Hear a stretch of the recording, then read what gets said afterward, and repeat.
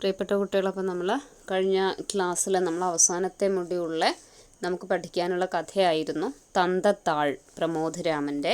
ആ കഥയുടെ അവസാന ഭാഗത്തിലേക്കാണ് ഇനി നമുക്ക് പ്രവേശിക്കേണ്ടതും. അപ്പം നമ്മൾ കഴിഞ്ഞ ക്ലാസ്സിൽ പറഞ്ഞു നിർത്തിയത് സഹോദരനെ വീട്ടിലേക്ക് കാണാതെ ആകെ പരിഭ്രാന്തിയായി നിൽക്കുന്ന സഹോദരിയെക്കുറിച്ചാണ് അല്ലേ നമ്മൾ പറഞ്ഞു നിർത്തിയതിന്. എങ്ങനെയാണ് അവനെ അന്വേഷിച്ച് പോവുക എന്നുള്ളൊരു ഭീതി ആ പെൺകുട്ടിയുടെ മനസ്സിലുടനീളം ഉണ്ടായിരുന്നു എന്നുള്ളതാണ്. അപ്പോൾ അച്ഛൻ വരാനും വൈകും എന്ന് അവൾക്കറിയാം. പക്ഷെങ്കിലും എന്താണ്, കുറച്ച് നേരം മുറ്റത്തേക്ക് ഇറങ്ങിയിട്ട് അവൾ പെട്ടെന്ന് എന്തോ ഒരു ഉൾഭയം തോന്നിയത് കൊണ്ട് വീണ്ടും തിരിച്ച് വീട്ടിനകത്തേക്ക് കയറി അവൾ വാതിലെല്ലാം അടയ്ക്കുകയാണ് ചെയ്യുന്നത്. അപ്പോൾ എന്തായാലും മൂടിപ്പുതച്ച് നടന്നു പോകുന്ന മനുഷ്യരെ എന്നും പേടി സ്വപ്നം കണ്ടിരുന്നത് ഇങ്ങനെയൊരു ദിവസത്തിന് വേണ്ടിയാകണം എന്ന് സാക്ഷിക്ക് തോന്നുകയാണ്. കാരണം അങ്ങനെ ആരെയും പരിചയമില്ലാത്ത തനിക്ക് അത്തരം സ്വപ്നങ്ങളുടെ യാതൊരു ആവശ്യവുമില്ല. ഇപ്പം വീടിനകത്ത് അങ്ങനെ ആരുമില്ല, അടുത്ത വീട്ടിലും ഇല്ല, അങ്ങനെ പരിചയവൃത്തത്തിലേ ഇല്ല അത്തരം ആളുകൾ. പക്ഷെ വെളുക്കും മുമ്പ് നടക്കാനിറങ്ങുന്ന മൂടിപ്പുതച്ച മനുഷ്യർ എല്ലാ ദിവസവും തൻ്റെ സ്വപ്നത്തിൻ്റെ പാതയിൽ എത്തിപ്പെടുന്നത് എങ്ങനെയെന്ന് അവൾക്ക് അറിയില്ല. ഇപ്പോൾ തോന്നുന്നു ആപത്തിൻ്റെ പാതയിൽ ഒരു പുറപ്പെടൽ അനിവാര്യമായിരുന്നു അല്ലേ. ആ ഒരു സന്ദർഭത്തിലാണ് സാക്ഷി നിൽക്കുന്നതും. അതിതാ ആരംഭിച്ചു കഴിഞ്ഞു. ഇരുട്ടത്ത് വഴിവിളക്കിൻ്റെ മാത്രം പ്രകാശത്തിൽ ചുവട് വയ്ക്കുമ്പോൾ അകലെയല്ലാതെ പുതപ്പിൻ്റെ തുമ്പ് കാണാനിരിക്കുന്നു. തന്നെ എന്തു ചെയ്യാനും മടിക്കില്ല എന്ന മുന്നറിയിപ്പുകൾ സ്വപ്നങ്ങളിൽ അബദ്ധസഞ്ചാരം നടത്തി പുറപ്പെടുവിച്ച രൂപങ്ങളിലേക്ക് ഇതാ ചുവടുകൾ. സാക്ഷി ഈ വിചാരങ്ങളോടെയാണ് വീട്ടിൽ നിന്ന് ഇറങ്ങുന്നതും. റോഡിൽ ആപത്തിൻ്റെ അടയാളങ്ങൾ മാത്രമേ കാണൂ എന്ന ചിന്ത മൂലം നല്ലതൊന്നും അവൾ കണ്ടില്ല. അല്ലെങ്കിൽ കണ്ടതെല്ലാം അവളുടെ ഉള്ളിൽ നല്ലതല്ലാതായി തോന്നി. അപ്പോൾ ആദ്യത്തെ 2 വിളക്കുകാലുകൾ ചിരപരിചിതരെ പോലെ വിനയത്തോടെ ശിരസ്സു കുനിച്ച് നിന്നതെങ്കിലും പിന്നീടങ്ങോട്ട് കെട്ടിടം പണി നടക്കുന്ന ഭാഗത്തെ ട്യൂബ് ലൈറ്റുകളുടെ വെട്ടം ഇരുട്ടിനേക്കാൾ പേടിപ്പിക്കുകയാണ്. അപ്പോൾ എതിരെ പോയ സൈക്കിളുകളുടെ മണിയടിയും പിന്നാലെ വന്ന ബൈക്കിൻ്റെ ഹോണും അർത്ഥം വെച്ചാണെന്ന് തോന്നി. ആരാണെന്നോ എന്താണെന്നോ നോക്കാൻ പോയില്ല. ഇപ്പോൾ കെട്ടിടം പണി നടക്കുന്ന സ്ഥലത്ത് കോൺക്രീറ്റ് കുഴയ്ക്കുന്നതിൻ്റെയും ജെല്ലികൾ കോരുന്നതിൻ്റെയും ശബ്ദം കേൾക്കാം. വഴിയിൽ അങ്ങിങ്ങ് ചിലർ നിൽപ്പുണ്ട്. ദുർഗന്ധം വരുന്നുണ്ടോ എന്നവൾ ശ്രദ്ധിച്ചു. തമിഴന്മാരോ ഹിന്ദിക്കാരോ ആണെന്ന് ഉറപ്പാണ്. കുടിച്ചിട്ടുണ്ടാകും, പക്ഷെ പിന്തിരിയാൻ വയ്യ. ശരണിനെ കാണാതെ വീട്ടിലേക്ക് പോകാൻ കഴിയില്ല. വഴിയരികിൽ തമിഴ് സംസാരിച്ച് നിന്ന 2 പേർ തന്നെ തന്നെയാണ് നോക്കുന്നതെന്ന അറിവോടെ തന്നെ അവൾ റോഡിലൂടെ നടന്നു. അടേങ്കപ്പ അന്ത പൊമ്പള ഇന്ത നേരത്തിൽ എങ്ക പോയിട്ടിക്ക് ശരവണ പാറടാ തനിയെ പോന അന്ത പൊമ്പളയെ ഭയമായിരിക്കില്ലയാ. അപ്പോൾ സ്വപ്നരൂപികൾ സംസാരിച്ചു കേട്ടിട്ടില്ല. അതുകൊണ്ട് അവർ ഏതു ഭാഷക്കാരാണെന്ന് ഒരിക്കലും മനസ്സിലാക്കാൻ സാധിച്ചിട്ടില്ല. ഇപ്പം മുഖം കണ്ടിട്ടുണ്ട്, പക്ഷെ കണ്ട ഓർമ്മ മനസ്സിൽ പതിച്ചു വയ്ക്കും. മുമ്പേ മാഞ്ഞു പോയിട്ടുണ്ട്. തമിഴിൽ സംസാരിക്കുന്നവർ സ്വപ്നാഗതരുടെ യാഥാർത്ഥ്യത്തിലെ പ്രേതങ്ങളായിരിക്കുമോ? സാക്ഷിക്ക് ഈ ചിന്തകൾ ഒഴിവാക്കാൻ കഴിഞ്ഞില്ല. ഒരു വിധത്തിൽ റേഷൻ കടയുടെ മുന്നിലെത്തിയപ്പോഴേക്കും അത് പൂട്ടിയിരുന്നു. സാക്ഷി അത് മനസ്സിലാക്കിയതും ഈ ലോകം തന്നെ മറഞ്ഞു പോകും പോലെ ദീപങ്ങളെല്ലാം അണഞ്ഞതും ഒന്നിച്ചായിരുന്നു. അപ്പോൾ ഇരുട്ടിൽ അവൾ അവളെ തന്നെ കണ്ടുപിടിക്കാൻ കൈ നീട്ടിപ്പോയി. വീടിനകത്തെ ഇരുട്ടിനെ അവൾ ഒരിക്കലും ഭയപ്പെട്ടിരുന്നില്ല. വാതിൽ പൂട്ടി കഴിഞ്ഞാൽ ഏത് ഇരുട്ടും കാലുഷ്യം മറക്കും. സ്വന്തം കൂട്ടുകാരിയെ എന്ന പോലെയാണ് വീടിനകത്തെ ഇരുട്ട് അവളെ പൊതിഞ്ഞു വയ്ക്കാറുള്ളത്. അപ്രതീക്ഷിതമായി കറണ്ടു പോകുന്ന രാത്രികളിലെല്ലാം ശരൺ അടുത്തെത്തും വരെ ആ കൂട്ടുകാരികൾ മറ്റാർക്കും കാണാനാകാതെ അവളെ പൊതിഞ്ഞു. പക്ഷേ ഈ ഇരുട്ട് ഭയാനകമാണ്. അപ്പോൾ 2 തരത്തിലല്ലേ. വീട്ടിനുള്ളിലെ ആ ഇരുട്ട് സാക്ഷിയെ സംബന്ധിച്ച് അവൾക്ക് ഒരു സുരക്ഷാ കവചമായിരുന്നു. മറ്റുള്ളതിൽ നിന്നെല്ലാം അവളെ സംരക്ഷിക്കുകയായിരുന്നു. പക്ഷേ ഈ പുറത്തിറങ്ങിയപ്പോൾ ഉണ്ടായ ഈ ഇരുട്ട് ഭയാനകമായിട്ടാണ് സാക്ഷിക്ക് അനുഭവപ്പെടുന്നതും. അപ്പോൾ 4-5 കടകൾ ഉൾപ്പെട്ട വലിയ കെട്ടിടത്തിനുള്ളിലാണ് റേഷൻ കട. സാക്ഷി നിൽക്കുന്നത് അതിനു മുന്നിലെ സിമൻ്റ് ഇട്ട വരാന്തയിലാണ്. അപ്പുറവും ഇപ്പുറവും കടകളാണ്. അവരെല്ലാം കച്ചവടം മതിയാക്കി സ്ഥലം വിട്ടിരുന്നു. താൻ ഈ അവസ്ഥയിൽ നിൽക്കുകയാണെന്ന് അറിയാതെ അച്ഛൻ ജോലി ചെയ്തു കൊണ്ടിരിക്കുകയാണല്ലോ എന്നതും അവളെ സങ്കടപ്പെടുത്തി. ഒരച്ഛനും അത് താങ്ങില്ല. നിമിഷങ്ങൾക്കകം 2 പേരുടെ സംഭാഷണം അവളുടെ ചെവിയിലെത്തി. "ധാരാ, ശ്രീനിവാസൻ ചേട്ടനാ? ഇരുട്ടത്ത് എങ്ങനെ കാണാനാ? ഇതിപ്പോൾ എവിടെ പോയേച്ചും വരുവാണാ? കടവങ്ങാടിന് സെയ്ത് കട പൂട്ടിയോ? ലോഡ് ഷെഡിങ് അല്ലേ ചേട്ടാ നമ്മുടെ നേരം. ചേട്ടനിപ്പോൾ വല്ലതും വേണോ?" "വേണ്ട, ചോദിച്ചതാ. എന്നാ പോട്ടെ." "അങ്ങനെയാട്ടെ." അപ്പം നല്ല ആൾക്കാരാണെന്ന് സംസാരം കേട്ടാൽ അറിയാം. അച്ഛൻ്റെ അടുത്തെത്താൻ അവരുടെ സഹായം തേടണോ എന്ന് സാക്ഷി ആലോചിച്ചു. പക്ഷെ തന്നെ കണ്ടു കഴിഞ്ഞാൽ അവരുടെ സ്വഭാവം മാറില്ല എന്ന് എന്താണ് ഉറപ്പ്? മറ്റൊരു ശബ്ദം മറ്റൊരു വഴിയെ കാതിലെത്തി. "ഡാ ശിവേ, കറണ്ട് പോയ നീ ഇപ്പോൾ തപ്പി നടക്കണൊക്കെ എന്തിനമ്മക്കറിയാം. ആ പണിക്കാരി പെണ്ണുങ്ങൾ പണി കഴിഞ്ഞു വന്നാൽ എന്തെങ്കിലും സാമാനം വാങ്ങാനായി ഈ വഴിയിലൊക്കെ കാണും ല്ലേടാ?" "അല്ല പോക്കറിക്ക, ഒരു ചായക്കുള്ള വക കിട്ടിയിരുന്നെങ്കിൽ." "ഡാ ജോസപ്പേ, അവനൊരു 10 രൂപ കൊടുത്ത് കഴിച്ചിലാക്ക് കേട്ടാ. അതും വാങ്ങി മര്യാദക്ക് നീ സ്ഥലം വിട്ടോ ശിവു." കഥാപാത്രം ഒരു യാചകനാകണം. കാശും വാങ്ങി അയാൾ താൻ നിൽക്കുന്ന ഭാഗത്തേക്ക് വരുമോ എന്ന് സാക്ഷി ഭയക്കുകയാണ്. അയാൾ വൃത്തികെട്ട പുതപ്പ് കൊണ്ട് ശരീരം മൂടിയിട്ടുണ്ടെങ്കിൽ ഉറപ്പാണ് വരും. അടുത്ത നിമിഷം തീപ്പെട്ടി ഉരയ്ക്കുന്ന ശബ്ദം അവളുടെ ചെവിക്കരികിൽ നിന്ന് വന്നപ്പോൾ നിന്നിടത്തു തന്നെ "അയ്യോ" എന്നവൾ നിലവിളിച്ചു പോയി. തീപ്പെട്ടി ഉരച്ചയാളും ഞെട്ടിമാറി. "ആരാത്?" അയാൾ ചോദിച്ചു. സ്വപ്നാടകന്റെ ജീവൽ പ്രേതം ഇതാ തന്നെ തൊടാൻ പോകുന്നുവെന്ന് സാക്ഷി ഉറച്ചു വിശ്വസിച്ചു. പക്ഷെ അയാൾ ഉരച്ചു കത്തിച്ച തീപ്പെട്ടിക്കമ്പ് നീട്ടി അവളുടെ നേരെ നോക്കി. താടി വെച്ച ഒരാൾ. കണ്ണുകൾ പുരികങ്ങൾക്കുള്ളിൽ നിന്ന് ആയാസപ്പെട്ട് പുറത്തേക്ക് തള്ളിയാണ് അയാൾ നോക്കിയത്. തീപ്പെട്ടിക്കമ്പ് എരിഞ്ഞു കെട്ടു. ഒരു പെങ്കൊച്ചാണെന്ന് മനസ്സിലായി. "ഇതെന്താ ഈ ഇരുട്ടത്ത്? എന്താ ഉദ്ദേശം?" അയാൾ ചോദിച്ചു. ഇത്തവണ ഉരച്ച തീപ്പെട്ടിക്കമ്പ് കൊണ്ട് അയാൾ ഒരു സിഗരറ്റ് കത്തിച്ചു. സാക്ഷിക്ക് മിണ്ടാൻ സാധിച്ചില്ല. "പറഞ്ഞോ കൊച്ചേ, എന്താ കാര്യം?" അടുത്ത നിമിഷം സാക്ഷി അയാളുടെ കാൽക്കൽ വീണു. "അയ്യോ, എന്നെ ഉപദ്രവിക്കരുതേ. അനിയനെ കാണാഞ്ഞിറങ്ങിയതാണ്. ചെക്കൻ സ്കൂളിൽ പോയിട്ട് വന്നില്ല. റേഷൻ കടയിൽ കയറാൻ പറഞ്ഞിരുന്നു. അതാ ഇവിടെ വന്ന് നോക്കിയത്." പറയാൻ കഴിയുന്ന വിധം പറഞ്ഞൊപ്പിച്ച് സാക്ഷി അയാളുടെ കാൽക്കൽ നിന്ന് എഴുന്നേറ്റ്. അയാൾക്ക് വലിയ ഭാവഭേദമുണ്ടായിരുന്നില്ല. പോക്കറ്റിൽ നിന്ന് മൊബൈലെടുത്ത് അതിൽ വെളിച്ചമുണ്ടാക്കി അയാൾ മുഖത്തേക്കടിച്ചു. "സുന്ദരി കൊച്ചാണല്ലോ." അത് പറഞ്ഞ് അയാൾ ചിരിക്കുന്നതായി തോന്നി.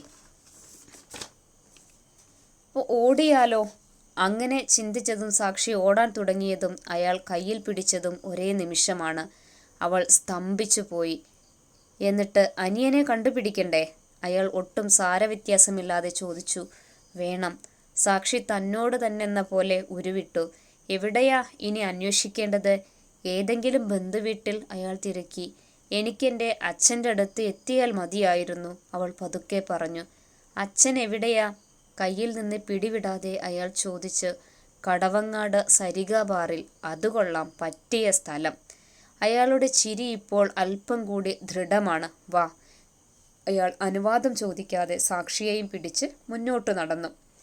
റോഡരികിൽ നിർത്തിയിട്ടിരുന്ന ഒരു ഓട്ടോറിക്ഷയിൽ കയറിയിരുന്ന് അയാൾ അത് സ്റ്റാർട്ട് ചെയ്ത്. "കയറ്." അയാൾ തിരിഞ്ഞു നോക്കാതെ ആവശ്യപ്പെട്ടു. ആശ്വാസത്തോടെ കയറാൻ കാലെടുത്ത് വച്ചപ്പോഴാണ് എന്ത് ധൈര്യത്തിൽ എന്ന ചോദ്യം അവളുടെ മനസ്സിലുദിച്ചത്. കാൽ പിൻവലിച്ചു. "കയറെൻ്റെ കൊച്ചേ, ഇവിടെ നിന്നാൽ ഒന്നും നടക്കത്തില്ല." അയാൾ വീണ്ടും പറഞ്ഞു. "സരിക ബാറിലല്ലേ അച്ഛനുള്ളത്? അവിടെ എത്തിച്ചു തരാം." ഒരിക്കൽ കൂടി ചിരി. ഈ ഇരുട്ടത്ത് നിൽക്കുന്നതിനേക്കാൾ വലിയ സാഹസം മറ്റൊന്നുമില്ലെന്ന് സാക്ഷി അവളെ തന്നെ ബോധ്യപ്പെടുത്തി. എത്ര പരിചയിച്ചാലും ഒരിക്കലും അന്യനായ ഈ ഓട്ടോ ഡ്രൈവറെ വിശ്വസിക്കാൻ കഴിയില്ല. പക്ഷേ ആപത്തിൽ കൂടിയാണെങ്കിലും ഓരോ നിമിഷവും അച്ഛൻ്റെ അടുത്ത് എത്തിക്കൊണ്ടിരിക്കും എന്ന പ്രതീക്ഷയെങ്കിലും തനിക്കുണ്ടാകും. വീടിനു പുറത്തുള്ള ഈ ഇരുട്ട് കൂട്ടുകാരിയാവില്ല, കൂട്ടിക്കൊടുപ്പുകാരിയായേക്കാം. മനസ്സുറപ്പിച്ച് അവൾ ഓട്ടോയിൽ കയറി.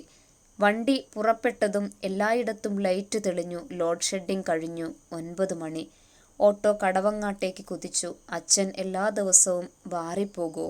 അധികം ആൾപെരുമാറ്റമില്ലാത്ത വഴിയിലൂടെ വണ്ടി നീങ്ങിയപ്പോൾ അയാളുടെ ചോദ്യങ്ങളിൽ നിന്ന് സാക്ഷിക്ക് ഒഴിഞ്ഞുമാറാൻ കഴിയില്ലായിരുന്നു. പോകും. ഓട്ടോയുടെ കമ്പിയിൽ അവൾ മുറുകെ പിടിച്ചു. എല്ലാ ദിവസവും കുടിക്കോ? ആള് കൊള്ളാലോ. ചിരി. അച്ഛന് ബാറിലാ ജോലി. ഓഹോ, അതാണ്. വീണ്ടും കനമുള്ള ചിരി. സ്ഥിരം ബാറിലാ അല്ലേ? അവിടെ എന്തു പണിയാ? ക്യാഷിലോ അതോ ടേബിളിലോ? അതെനിക്കറിയില്ല. അവൾ ശബ്ദം കനപ്പിച്ചു. അയാളൊന്ന് തിരിഞ്ഞു നോക്കി. അമ്മയോ? അമ്മ നാട്ടിലില്ല, പിന്നെ ഗൾഫിലാണ്. അതു കലക്കി. അമ്മ ഗൾഫില്, അച്ഛൻ ബാറില്, മോള് വഴിയില്. അയാൾ വീണ്ടും പൊട്ടിച്ചിരിക്കും മുമ്പേ അവൾ ഉറക്കെ പറഞ്ഞു, മതി, നിർത്ത്. അയാൾ നിശബ്ദനായി. അപ്പോൾ കടവങ്ങാട്ട് ഒരു ചെരിവിറങ്ങി പെട്രോൾ പമ്പിനപ്പുറം സരിഗ ബാർ ഹോട്ടലിനു മുന്നിൽ ഓട്ടോ നിർത്തുമ്പോൾ പല ഭാഗത്തു നിന്നായി പലരും തുറിച്ചു നോക്കുന്നുണ്ടെന്ന് അവൾക്ക് ഉറപ്പായിരുന്നു. അവൾ വണ്ടിയിൽ നിന്നിറങ്ങാൻ തുടങ്ങിയപ്പോൾ അയാൾ തടഞ്ഞു. അവിടെരി, ഞാൻ നോക്കിയിട്ട് വരാം.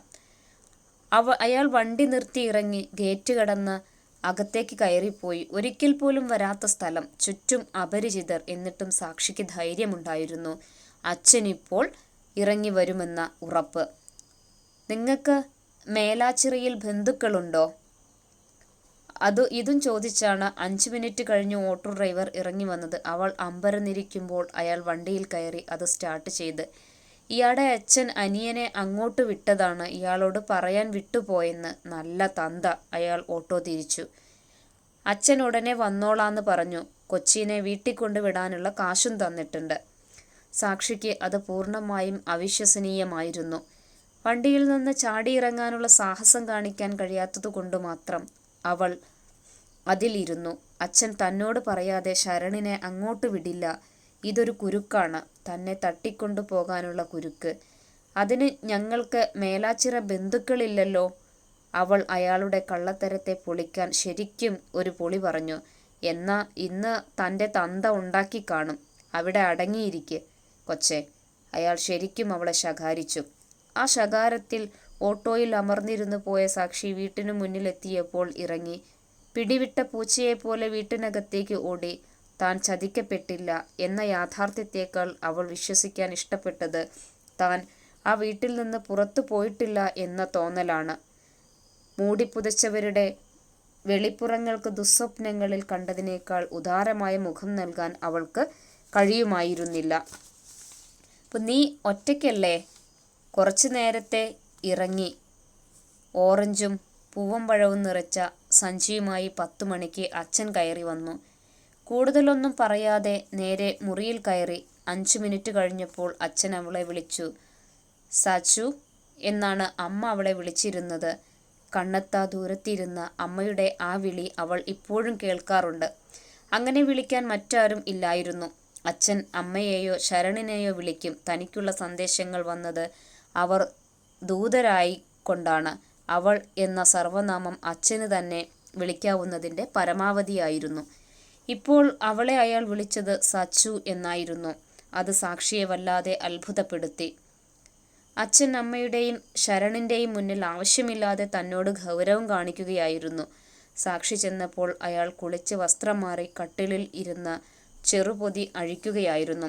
നീ അടുത്തു വാ. എപ്പോഴേ വന്നിരിക്കുന്നു എന്ന നിലയിലായിരുന്നു മകൾ. നിന്റെ അമ്മ കുറച്ച് പണം അയച്ചു തന്നു.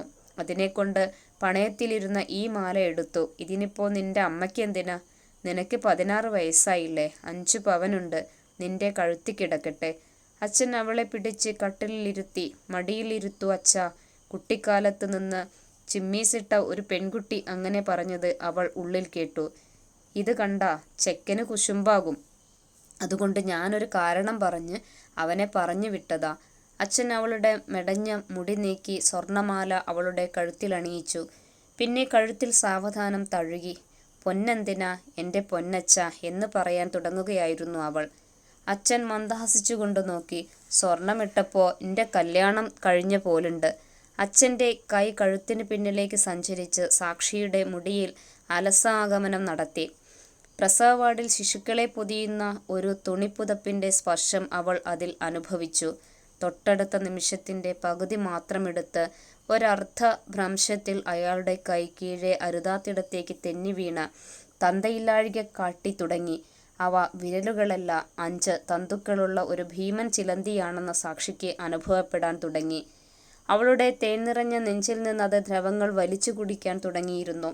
സൂചിക്കുത്തേറ്റ ചോരപ്പൈതലിൻ്റെ തൊണ്ട് പിളർന്ന കണ്ണുകളോടെ അവൾ അച്ഛനെ നോക്കി.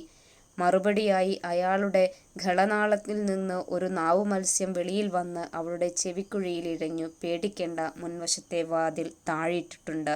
അപ്പോൾ മകളുടെ സംരക്ഷണം ഏറ്റെടുക്കേണ്ടവർ തന്നെ അവളെ മറ്റൊരു രീതിയിലേക്ക് ഉപയോഗപ്പെടുത്തുന്ന ആ ഒരു നിമിഷത്തിലാണ് ആ കഥ അവസാനിക്കുന്നത്. പുറമേയുള്ള ആളുകളെയൊക്കെ ഭയപ്പെട്ടെങ്കിലും സ്വന്തം വീട്ടിൽ നിന്നുള്ള സംരക്ഷകർ തന്നെയാണ് ആ പെൺകുട്ടിക്ക് ആ പെൺകുട്ടിയെ ചൂഷണം ചെയ്യുന്നത് എന്നുകൂടിയാണ്. അത് ജന്മം നൽകിയ പിതാവ് തന്നെ ആ ഒരു സന്ദർഭത്തിലാണ് കഥ അവസാനിക്കുന്നതും.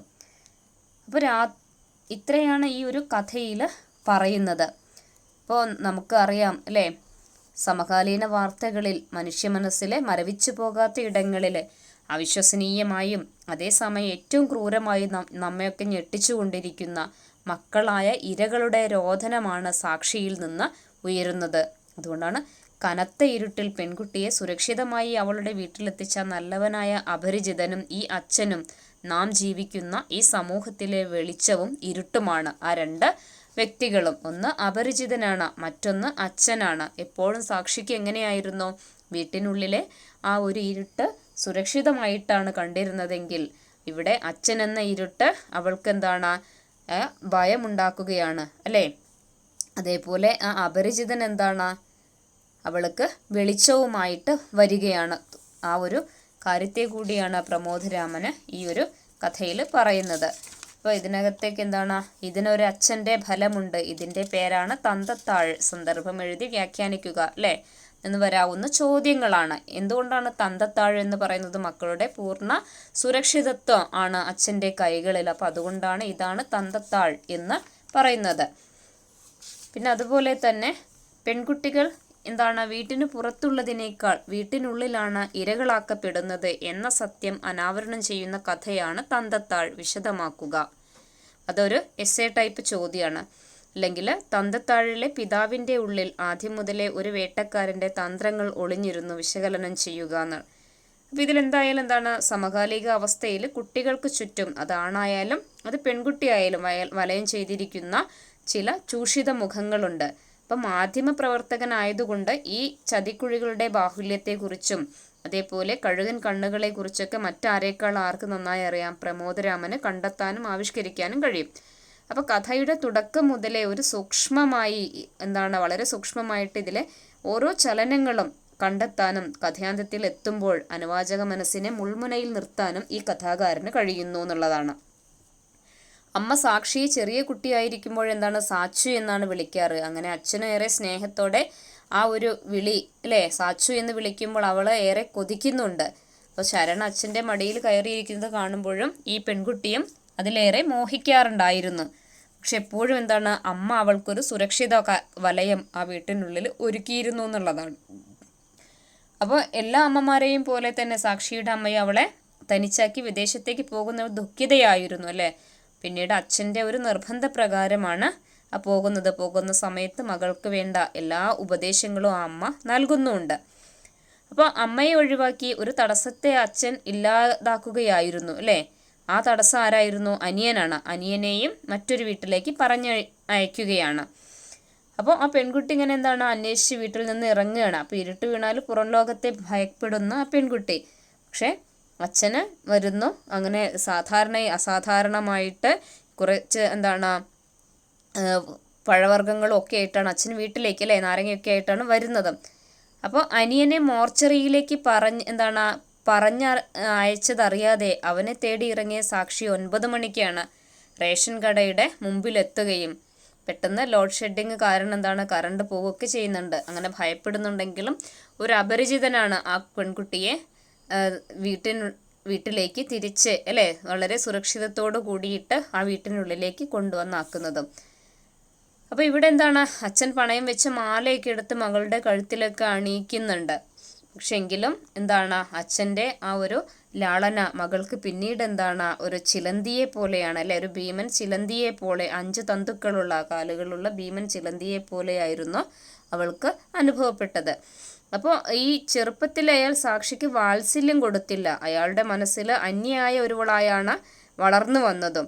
അപ്പോൾ അതുകൊണ്ട് തന്നെ എന്താണ്, ഒരു അകൽച്ചയും വന്നു. അങ്ങനെ ഭാര്യയെയും മകനെയും കൗശലപൂർവ്വം അകറ്റിയ അയാളുടെ മനസ്സിൽ ചുരമാന്തി നിന്ന മൃഗം ചാടി വീഴുകയായിരുന്നു. അപ്പോൾ ഓരോ പെൺകുട്ടിയും വീട്ടിന് പുറത്തു മാത്രമല്ല അകത്തും സുരക്ഷിതയല്ല.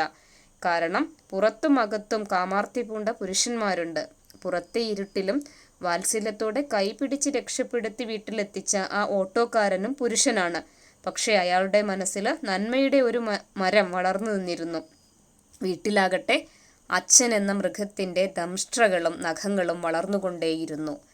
അപ്പോൾ ഇവിടെ ആരാണോ നട്ടു നനച്ച് വളർത്തിയത് അവർ തന്നെ അതിനെ പിഴുതെടുക്കുന്ന ആ ഒരു അവസ്ഥയിലേക്ക് എത്തുകയാണ് ഈ കഥയുടെ അവസാന ഭാഗത്തിൽ. ഇത്രയേ ഉള്ളൂ നമുക്ക് പഠിക്കാനുള്ള ഈ ഒരു കഥ.